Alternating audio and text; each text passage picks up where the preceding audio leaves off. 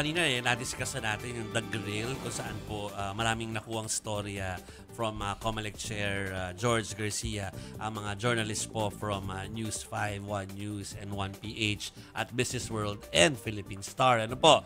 Pero na-discuss na namin iba kanina, ito yung isa pa sa medyo maganda para sa voters natin, ano, dahil kino-consider po ng Comelec, ano, sabi po ni Chairman George Garcia sa mga kasamahan natin dito sa News 5 na ilipat na po yung voting sites sa public spaces tulad po ng gymnasiums or multi-purpose hall at maski daw sa mall.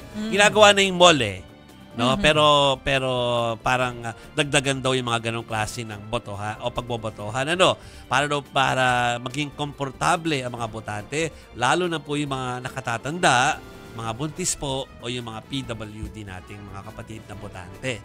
Nagkakaroon daw kasi ng aberya sa mga eskwelahan dahil sa limited space, maliit na upuan at poor ventilation.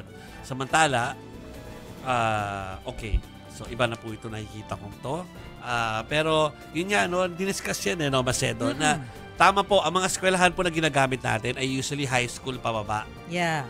So, isabihin maliliit po yung upuan. So, minsan kinder. Hindi sa pang general voting public, which is like of age ng mga tao.